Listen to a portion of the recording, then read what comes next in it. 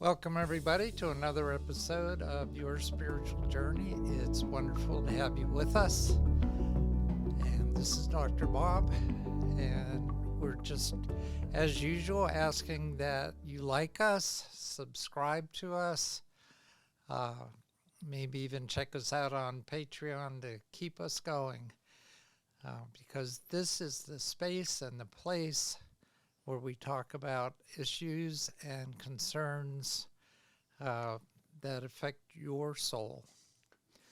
So today's guest is Erin Sy, and Erin was born in Manila to a Chinese-Filipino family. She grew up in New Jersey and then the Philippines. She studied mathematics in Canada and now lives in Pittsburgh with her spouse. She began her gender transition in 2017, and she describes her life as a crazy train ride of spirituality, martial arts, and love, with God as the conductor. Yeah, and I got a lot of bruises right now that I'm hiding because I was in the gym last night and I got thrown around, I'll tell you. So I'm working on it though. Thanks, well, Bob. just by way of revealing our relationship, I know Erin from Waverly, from my church, and if you've listened to this podcast before, you know that I've had some other guests from Waverly on our show. So, Erin, you know how this works. I'm going to let you ramble on about your spiritual journey from childhood till now, and then I'll ask you some questions. Awesome. Okay? Yeah, I mean, I even brought my own little notes. So yeah, let's see. So, like I wrote, I was born in Manila, but I was only a few months old when my family moved to New Jersey, and I stayed there for a lot of my early childhood. So that's where I kind of got this American accent. Where in New Jersey was it? South Plainfield. Okay. Yeah, I don't remember a ton about it. I do remember going to a Catholic school for a little while, and that was sort of my first introduction to this whole religion and faith thing. But we moved back to the Philippines when I was about 8, and, growing up, we were not really devout churchgoers. Yeah. We did not go every Sunday. We were kind of your go every Easter and Christmas and maybe when there's a special occasion kind. Yeah. And I think I was part of it because just of tradition. So when I was a teenager, I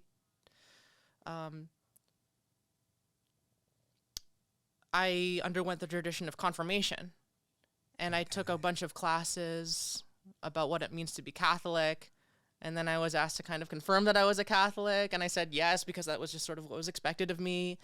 And those classes, I started going to church a little more often and trying to take a little bit more seriously, but it was never something my parents really made me do. Right? Oh. And about midway through high school, there was this sort of political struggle in the Philippines about sort of a bill for reproductive health. And it would have made, sex ed mandatory in schools. It would have made contraception a lot easier to obtain. But the Catholic Church was very vehemently against it. Very, very against it. And it kind of turned me off because I really didn't feel like it was any of their business. Right. So I stopped going to church and I stopped really taking my faith seriously. And I finished high school. I went to Canada to study mathematics. And I didn't really think about my faith or my spirituality until I realized I was a woman. And when was that? So that was I remember the day, actually. It was August 22, 2017. And that brings me into some of the concerns, actually, I had when I was deciding, should I do this podcast with Bob. And one of the concerns, well, the first concern I had was that I wouldn't have anything coherent to say about spirituality. Yeah. And then I realized that's sort of the nature of it anyway, isn't it? It kind of defies description, which is why I think it's so important to take seriously and really think about. Yeah. So how old were you in 2017? I was 22. I was 22. Okay. Yeah. And the other concern that I mentioned was that I was a little worried that the interview, the podcast, would be just more about my transness than about my spirituality. But those two things are such a deeply intertwined experience in my life that I realized I really couldn't talk about my spiritual experience without also talking about my gender transition, you know? It just seems, I guess, I have very little knowledge of the transgender community, other than thinking that often happens in the teenage years. Yeah. It seems like this is maybe an easier age to deal with it. Yeah, I mean, it's there's not puberty, but exactly, yeah. But it just I don't know. That surprised me. When Yeah, you said that. It's a really individual experience, and that's the third thing that I was really concerned about, which was this. So bear with me for a second, but I think it's the Williams Institute in UCLA. I was looking at the data this morning that says that the trans population in the U.S. is about 0.6. So it's about 1 in 200, right? Yeah. And my math background coming through, right? So about 1 in 200.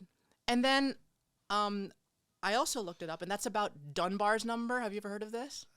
No, but I was looking at the Human Rights Campaign. Oh, they have a different foundation. Number. Yeah. And their estimate is that there are 2 million transgender people in the U.S. Yeah, right and now. we're about, I think it's a country of about 350 million. So that's about Yeah, right? So maybe half. yeah. Yeah, maybe 0.5%. I just wanted right? to put a real number to that percentage. Yeah. And then I thought, so Dunbar's number, when I said earlier, is about 200. That's like the number of people that you can sort of maintain an active relationship with. It's this idea put forward by this psychologist named Robin Dunbar. I wrote his name down. Yeah. And so if you think about it, 1 in 200, right? So a lot of transgender people have the experience of being the only transgender person that someone knows, Right. you know? Uh-huh. So if you think about, I mean, we're both Christians, but if you imagine going to another country and being the only Christian that someone has ever met, can you kind of imagine like the kind of responsibility that kind of comes with the sort of feeling of, oh, I have to be an ambassador for my people. Right. You know? Sure. And I'm like, oh gosh, like that's the thing, right? Like every trans person, or almost every trans person I know, has had this experience of like, oh gosh, we have to be this like perfect person. Otherwise, people will see us and assume everyone in our entire group is like us. Yeah. And so like I come to you as kind of like a representative of this very large community, this culture with our own jokes, with our own stories and pieces of media that we love, right? I mean, if you think about 2 million, right? Yeah. There's like, that's like more than the population of a few different states. So if we all got together, we could send 2 senators to Washington, right? Yeah. So, you know, so I just wanted to like clarify that everything I say, it's for me. And I can't speak for any other transgender person, not even my spouse, who is also transgender. And I think that's really important. Yeah. That you make that point. And, Yeah. And I just assume a lot of things about my audience. And one is that, of course, they're on board with that. That's not an issue for them. Well, you know, I also understand that a lot of people, they have their reservations. Let's put it nicely. Let's give them the benefit of the doubt. They have their reservations. I'm not here to judge people, but I also don't want to be judged myself either, you know? Right, sure.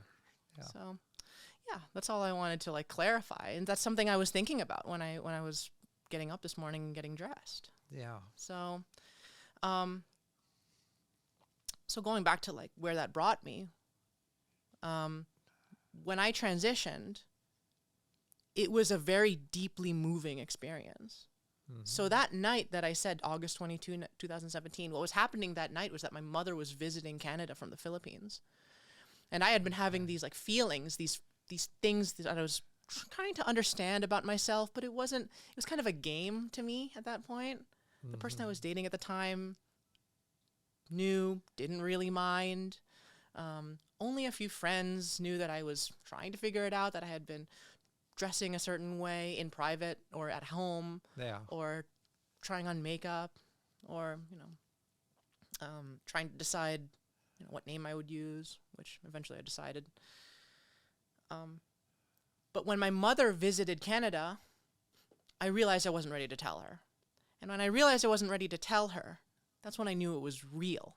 That if it was just a game, then it wouldn't be such a big deal. Yeah. That it wasn't just a game, that it was something really deeply meaningful to me. And I didn't get any sleep that night. So during your teen years, none of this occurred to you or was an issue? Or? Yeah, I mean, there's a narrative among a lot of trans people that, I knew since I was a little kid, and I would always want to play with dolls, and I'd wear high heels, and I would always wanted to hang out with the girls, and that wasn't true for me at all. My favorite toy growing up was a little transformer that turned into a fire truck. I mean, that's pretty stereotypically masculine toy, right? I did sports, but it was swimming. I did choir. Yeah. As you know, I'm a church leader or a song leader at our church. Right. So, but there were plenty of boys in that. I mean, we're all just a mix of everything that we're interested in, right? And so, I didn't really give it much thought as a kid. Yeah. It was only when I came to Canada and I met some transgender people that I realized that they weren't all like just drag queens, right? They weren't all just performers or doing a bit, that these were just normal people, that a transgender was a thing that a normal person could be. Yeah. And I had no conception of that growing up,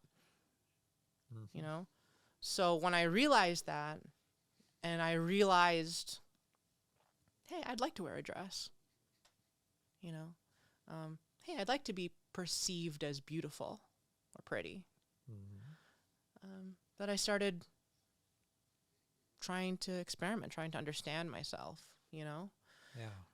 And that night when I didn't get any sleep, I felt the happiest I'd ever been, and also the most scared I'd ever been. Understandable. Sure. Yeah. But it was a feeling that like I could only describe as like a religious experience. I felt things I'd never felt before, just sitting in a room at night in bed quietly. And eventually I came out, and eventually I started seeking treatment. And I think that's when I became an adult, honestly. I think that's when I became an adult. Okay, so you participated in medical treatment while in Canada? Yeah, that's right. Yeah. Okay. Yeah. And that was mainly what, hormones? Or? Yeah, that's right. Hormone replacement therapy. I started about a year after that day, a little over a year. And when I realized I was a woman, I also realized that it was kind of a leap of faith to say that. Sure. Does that make sense? Yes, very much so. That nothing had changed in any empirical way, but something had changed in me. Yeah. That was very real. And I had to sort of acknowledge at that point that I had maybe something we would call a spirit or a soul. right? And that's when I realized I want to take this seriously, and I'm not going to apologize for it. I'm not going to worry if I sound crazy. Yeah. Yeah, in spiritual Anymore. circles, there's often a revelation when it comes to understanding that we are not our bodies. Yeah. That our body houses our soul, and it's something that we use as a soul, but it's not who we are. Yeah. And that this reminds me of that kind of revelation. Yeah. Yeah, I mean, yeah, if we're, I see what you mean, right? We are not our bodies, right? So, like, I Right. was born as a boy, but I'm Yeah. not one. I don't see myself as one, not anymore, you know? Yeah, So, that's a good analogy. We're not our bodies. right. From there, I remember, being a little lost, trying to, like, where do I start? It's like starting with exercise. If you've ever had that experience, it's like, where do I start? Like, what do I do? Do I have to, like, do body weight exercise? Do I start with, like, running? Am I supposed to build up, endurance? And the answer, of course, is you just start with something, right? You just start with something. So I learned of a group in Kitchener-Waterloo, which is where I was living at the time in Canada, called Pastors in Exile.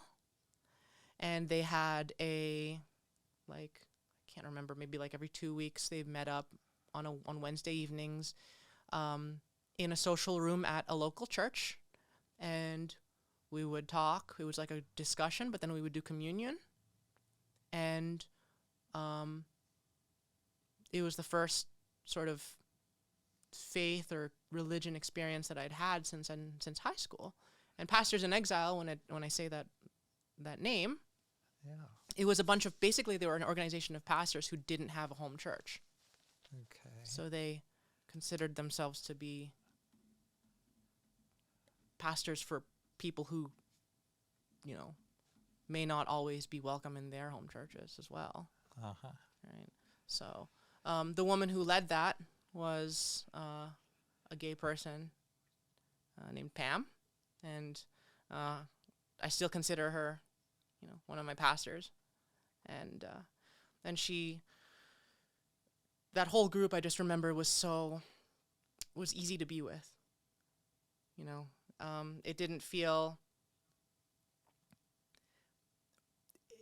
like any church experience I'd had before, where it kind of felt like I had to be quiet and sit down and shut up and, and it was very freeing, and it made me sort of realize that I could do this, that I could be a transgender person of faith, which is what I consider myself first and foremost. Maybe even before I consider myself a Christian, which I do, but I consider myself just a person of faith first. Yeah. And from there, I just continued trying to learn. When I moved back to the Philippines for about 2 years after the pandemic, there really wasn't a local church community I knew of that was affirming of LGBT people. I was still learning about different religions. My father's side of the family was Chinese, so I read a few texts. I read the Tao Te Ching, if you know what that is, yeah. Oh, yes. And the Very much so. Chuangzi, which I'm sure you know, right? I'm not sure about the listeners though, right? I read the Bhagavad-gita, right? I took what lessons I could, and I started to forge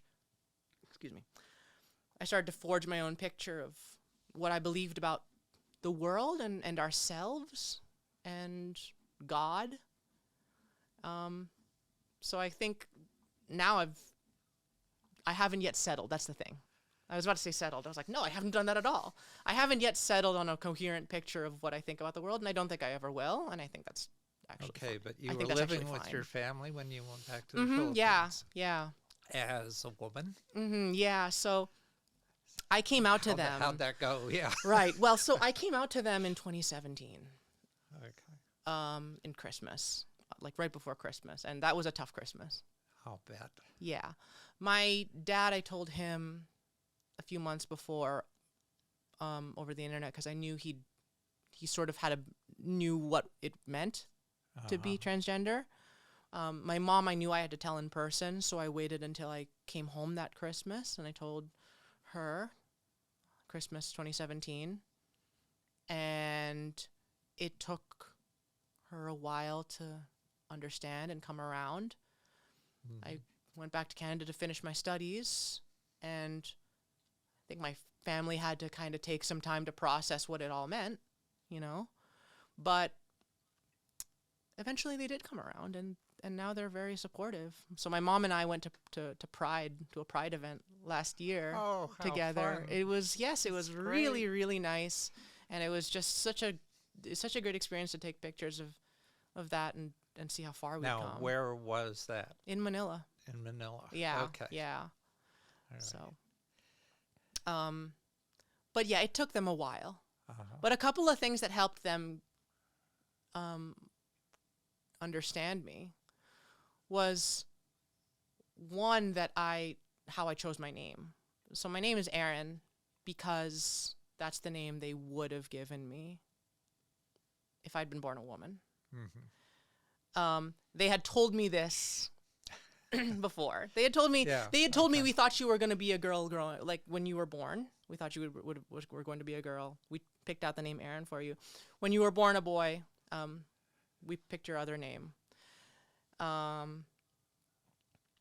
But I had that in my pocket. You know, I knew that was it. And when I knew who I was, when I realized who I was, I realized there was no other name I could pick. Mm-hmm. That had to be it. Yeah. And for me, it was just affirming something that I think had been true somewhere. Maybe God knew all along. And I think it really helped my parents too, because it let them know that I was still their child. You know, that I was still, that they had still named me. You know, especially that they had still if they had raised me. decided that you were going to be born a woman before you were born. Yeah, that's true, right? Like, yeah. Sure. So that was really important to them. And my father said he was very, very pleased that I had picked that name. That if I'd picked some other random name they'd never heard before, it might have been harder. Yeah. You know. I remember something he said, which really touched me. When my brother was born, who was 4 years younger than me, they had been saving the name Erin for their second child. Oh. But my brother was born, and my dad said to my mom, "Hindi dumating si Erin. I guess Erin never arrived." Oh. And then he told me, "But I guess I was wrong, because here you are." And he said, "It sure took you a long time." I said, I know. It did take me a long time. Well, I find it interesting, one, that he is that accepting. Yeah. Being Chinese and knowing how the Chinese typically favor the male over the female. Yeah. And sometimes would leave female children up in the mountains. Oh, yeah. Yeah. When China had that restriction on births. Well, my father, my father's parents were Chinese, but my father was born and raised in the Philippines. Okay. So we are sort of 2 generations. I'm 2 generations removed from my Chinese heritage. Yeah. My grandparents were, very strong in their cultural roots. Yeah. You know, my grandmother was also born and raised in the Philippines. My paternal parents, I'm talking about my paternal grandparents here. My grandmother, who is the last one of my grandparents still alive, you know, she would always go to Chinese restaurants, right? She would always, speak in Hokkien, which is their dialect of Chinese that they speak in Xiamen, which is where they're from. My grandfather, who passed away in 2018, and I never was able to come out to him because by that time he was already starting to lose his mind. Yeah.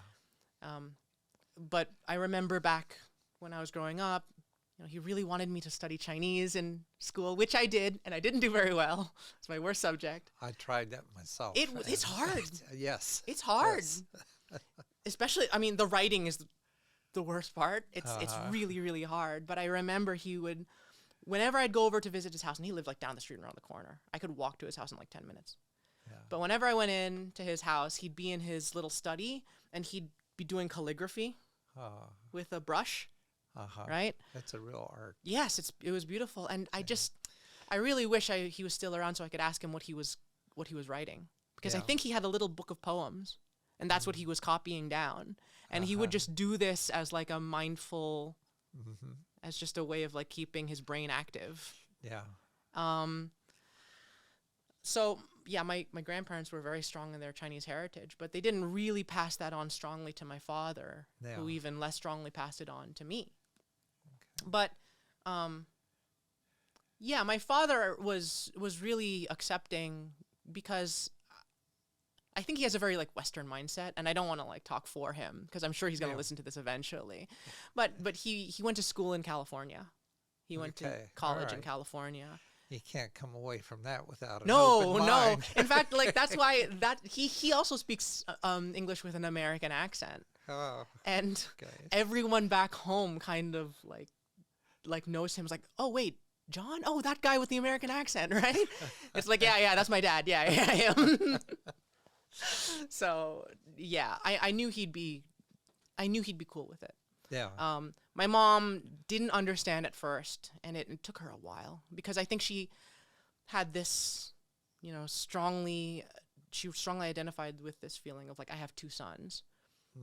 But eventually she realized I was the same person. Yeah. I was still making the same jokes. I was still playing the same video games. Like growing up, I always played Super Mario, and guess what? I played Super Mario last night, so I'm still playing Mario. I was still the same person, and I think that really helped them. But, that is far from a universal experience among our community. Right. And I got really, really lucky, because, Well, just thinking about the fact of how old you were when this happened, I think that's easier because you weren't living at home at the time and going 100%, through that, yeah. and not dealing with all the things around puberty that parents and children have to deal with to begin with. Yeah, I was working in the Philippines. I worked at my old high school. Oh. Yeah, I was a substitute. Teaching math? Yeah, it's substituting, yeah. And it was funny because my old math teacher was still there. And I got to substitute his class one day, and it was such a great experience, because I told all the students, I was like, 10 years ago, I was in those very seats, learning under this very same guy. And trust me, I know how hard it is. So, and I bring that up because I had a transgender student. And she and I were the only openly transgender people in the school. And so we formed a bond like that. I'm sure, yeah. And being a transgender teenager is not something I would wish on my worst enemy. Yeah. Because at least as I did it as an adult, I figured these things out as an adult. By the time you're an adult, people kind of acknowledge tacitly that you are in charge of yourself and you can make your own decisions. They do not extend that same courtesy to kids. Right?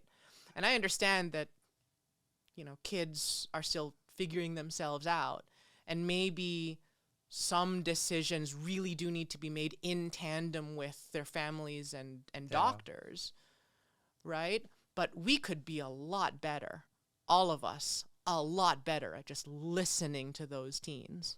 Yeah. Just listening. Well, I bet you were a godsend to her, just to have a role model Yeah, she in the was classroom. great. Wow. Well, it was really nice. So, I'm curious now, citizenship-wise, where do you stand? I'm a Filipino citizen. I'm waiting for my American green card. Yeah. Okay. I had a student permit in Canada, and then after I graduated, I got a work permit. I worked there for a little while. The pandemic hit us all like a ton of bricks. Yeah. which was such a weirdly shared experience across the world. and then after the pandemic, my work permit expired, and I had met my now spouse by then. And I realized I wanted to make a commitment to them. And so I said, okay, well, instead of extending my Canadian paperwork, let's just start waiting for my American paperwork. I'll go home to the Philippines for a while and wait it out and work and live with my family for a bit, because I really missed them. It had been 8 years. And last year in August, finally it all came through, and I came here and I landed in Pittsburgh, and it's been a great experience. So It's a only couple been questions it's only been a around few that. months, yeah. It's only been a few months. Well, first of all, there's a passport and paperwork. So your yeah. passport to go to Canada was as a male. Yes. So all of my So paperwork still how'd all- says, yeah, all of my how'd you paperwork do all that? still says that I'm a man. All of my paperwork still says that I'm a man, and it still has my old name on it. But I don't have a huge problem with that. But this is personal for me. Yeah. Like, I don't really mind, because I don't really care what the government thinks Yeah. of me. I don't care who they think I am or what they think of me. Yeah. I know Except when who I am. When they look at your passport Yeah. and look at you, they have to match. Well, yeah, but luckily the most recent one I had long hair. Okay. So I had long hair, and I just had a really neutral face, like so. So Well- they didn't really. So luckily they don't really. That's the thing. I've been really happy is that they don't really care. I think Yeah. that a lot of, especially these government agencies, they don't really care about you, and that's not a good thing in a lot of ways. But at least in this thing, Yeah. it's a good thing. It's like they don't care about me. Well, I don't care about them either. So I don't really care what they think. Well, there are at least, and this is just cursory research I did this morning, 14 different organizations that support transgender people in a variety of different ways. I mean, some of them are just for dating. Some of them are for helping you get through psychological issues. Some of them are for helping you with finances. And 2 of them focus on your paperwork, Yeah. that they will help you get through that paperwork transition. Yeah. So we have to transition in a number of ways. Yeah. Right. My medical transition has involved, I don't want to get into much detail, right? But it's involved Yeah. medications and surgeries, right? And some people go through that and some people don't. There's a social transition, which means coming out to all of your friends and family under a new name and gender. Yeah. And some people take that a certain distance, and some people take that don't, right? Yeah. And some people take the official stuff, the documentation. Some people pursue things on that end, and some people don't. For me, it was enough that my Canadian driver's license has on the gender marker, it has an X. It doesn't have an M or an F. It just has an X. So in Canada, or at least in Ontario, you can just go to their equivalent of the DMV, and just say, hey, can I have an X? You don't need any paperwork, because I think they understand that it's actually now in this day and age, you can validly say it's none of your business what my gender is, which I think is really good. Yeah. Because No, I've it doesn't have to be. spent some time in Toronto, and I just realized that there are some things in Canada that just are a lot more enlightened or progressive I than think in other places. we're slowly getting there. Although We're all slowly getting there. Canada, I guess, Not is perfect, but it's diverse as the U.S. Yeah. And Toronto is Yes. different from other cities in Canada. Yes. Yeah. I mean, yeah. It's the biggest city in Canada. I did want so. my audience to know that I will have this list of transgender supportive organizations on awesome. my website. Yes. So if they're looking for a reference for those, they will be there. Yeah. Yeah. So I met you at Waverly, and you're a song leader. Yeah. Tell me about how that came about, that you landed at Waverly. Very short story, Bob. I Okay. had just landed in Pittsburgh, and It was the next morning, and my spouse and I just wanted to take a walk because I had a long flight, and I just wanted to go out. And we went on a nice long walk, and we got some coffee, and we passed Frick Park. And on the corner of Frick Park, there was a big church with a big Progress pride flag on one side of the door and Black Lives Matter on the other side. And my spouse pointed out hey, that was the bridge that collapsed. And I said, I remember you telling me about that, but I wasn't around for that.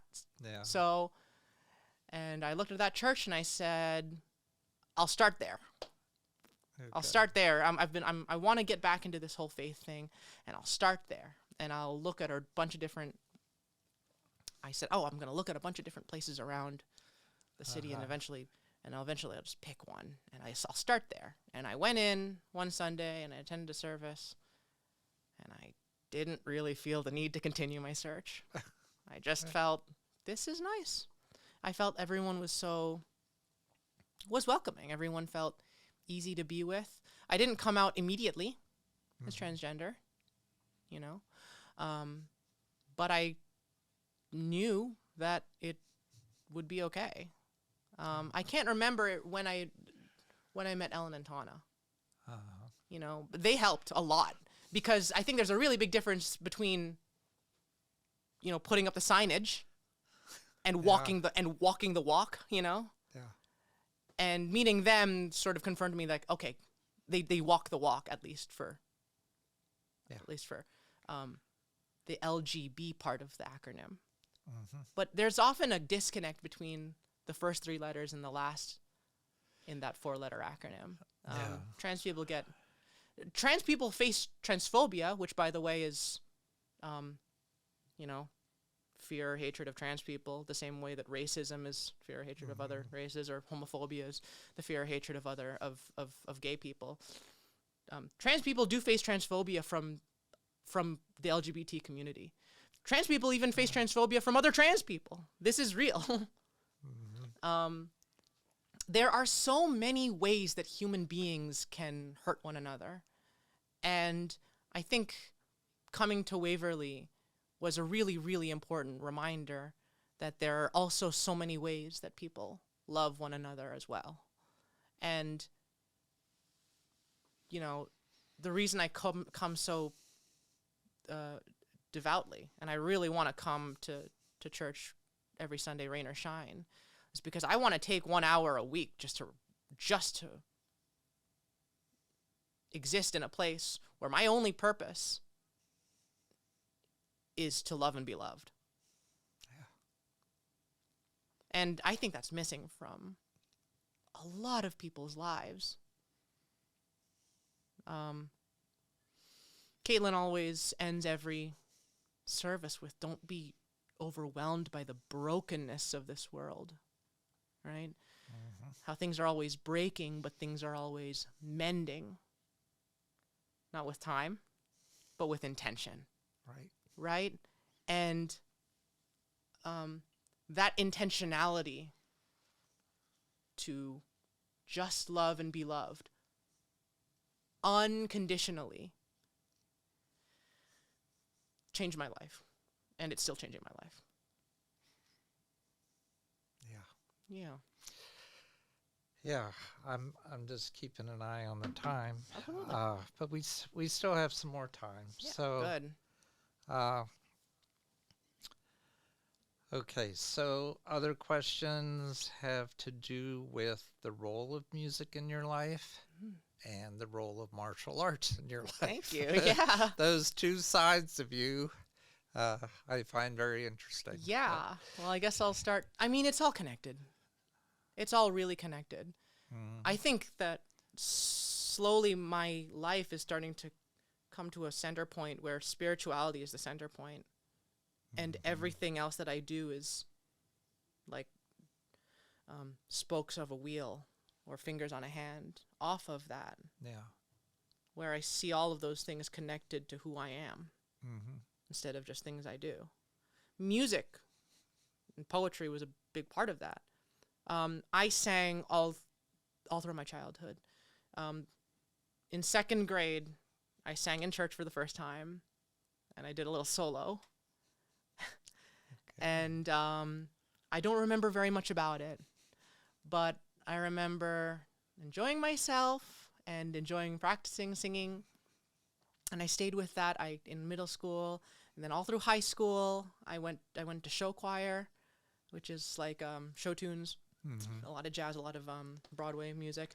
I should have known I was queer sooner, being in them, because we were doing a lot of All musical those theater. shows I should have are known. I should have known. But I sang all through school, and then up to college, I sang in the University of Waterloo choir. When I started transitioning, I stopped for a while because growing up, after my voice changed, I was a bass. And I was a bass, you know? Yeah. So when I transitioned, I was really, I knew no one in the choirs that I had been in would make a big fuss about it, but I just didn't feel as motivated to go. Yeah. I felt weird. I felt a little bit awkward. But it took a while, and I became more comfortable with myself and the fact that I have this speaking voice and I have a singing voice that you've heard that is very deep, which I could do on for the recording if you want me to. We'll see how the time goes here. What did you have something prepared or No, something I could sing in something. mind? I could just do a little bit. Something by like Elvis or something that would really goes down, and, or Unchained Melody, like that one. That's the one I like to sing to freak people out at parties. Oh. Like it's switching to that really deep bass voice is such a great Yeah. party trick because people are like, what? Who's that? Are you It's planning really to funny. do the Opera House at Waverly? Oh, maybe. That's another step. That's another step that I'm like, Oh, maybe I'll take it eventually, but I'm just taking it one they step at a could time. use your voice. Oh, really? Yeah. Okay, I'll look into it. Okay. If you'll vouch for me. Yeah. Yeah, I'll look into it. Yeah, but so like music was a big part of my life growing up. Yeah. And it was a big way of how I express myself.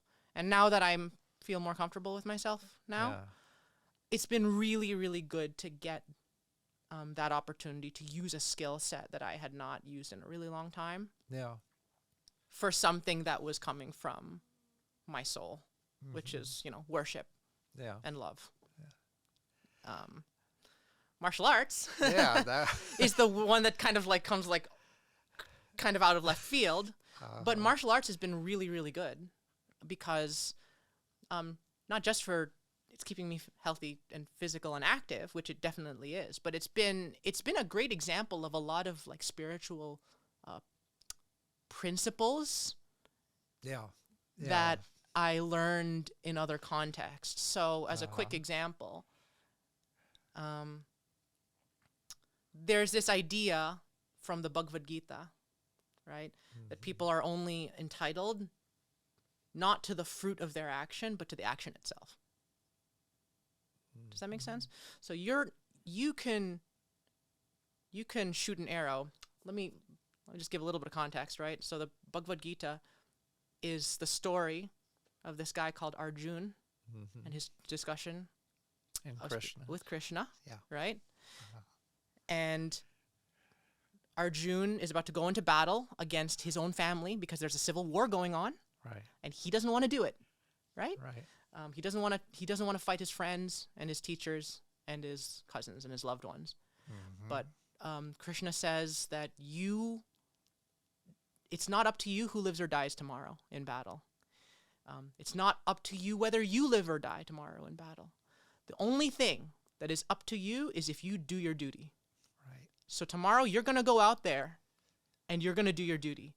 And the fruit of your duty, what happens as a result of you doing your duty, is not up to you. It's up to the universe or God or something. But it's not up to you. And so when I think about martial arts, everyone wants to get a black belt, right? Every martial art, they have a black belt's always at the top for every martial art out there, right? Yeah. And everyone wants to get everyone wants to get a black belt. But that's the thing. No one can actually get a black belt. No one can actually get one because it's not something you can do. It's something someone else gives to you. The only thing you can do is come to training and practice and and do your best. That's all you can do, right? And if you get one, well, great. But if you don't get one, well, great. You did the thing that you had to do. You did your duty. You know,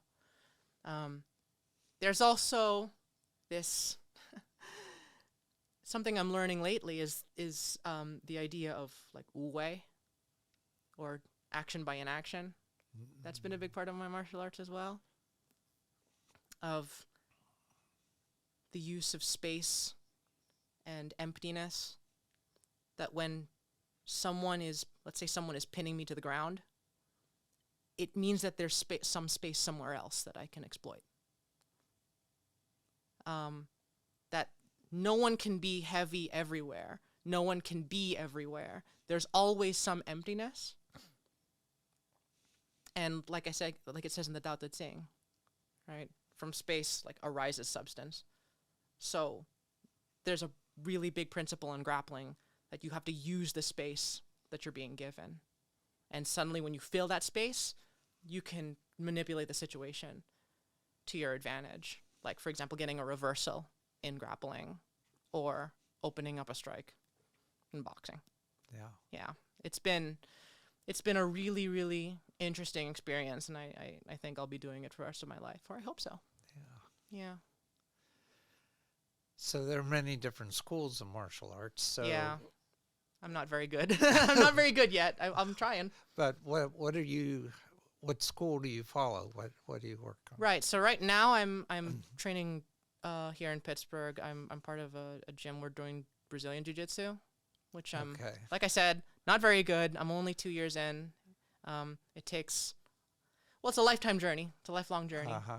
So I'm 2 years out of however long it is until I die, Yeah. you know. But so far it's been really good, and I've learned a lot about myself and what's important to me. I've learned about why I do it, which is not to win, but actually for the friendships I'm making, and for the company I have, and for, you know, this thing that all brings us together. Yeah. And slowly also I'm like learning to develop my own like style, my own sort of self-expressiveness in that way too, Yeah. just like with the music, Mm-hmm. right? So that's been also a part of my spiritual experience, Yeah. I think, as well. Okay. I'm just looking through some of the questions that I wrote out in Sure. advance. Sorry if we don't get to them all. No, we've actually covered most of them. There is something that I ask every interviewee at the end of my podcast. You may remember, Yeah. which is just to leave our audience with a few words of wisdom, or just words. If there's something that you would like them to take away from our discussion, and if you, I thought for a while about it, actually. Yes. I remember thinking for a while if there was anything I really wanted to tell the audience.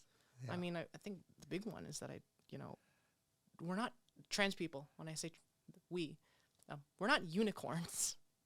We're not here we're not after people's faith. We're not trying to brainwash kids. We just are here, and we just want to be. There's really nothing more to it. That was one of the big things. But then I kept thinking, and I realized that my words of wisdom are, I don't know. okay. I don't know. And admitting you don't know something is, I think, the first step into a lot of different journeys. Yeah. So those are my words of wisdom. Just don't be afraid to say, I don't know. Mm-hmm. I don't know. Yeah. Well, you heard it here, audience. I really want to thank Erin for being so open and honest Thank you. and authentic. Thank you. Yeah. And I think it's that authenticity that makes you so endearing. and you're easy to love. Aw.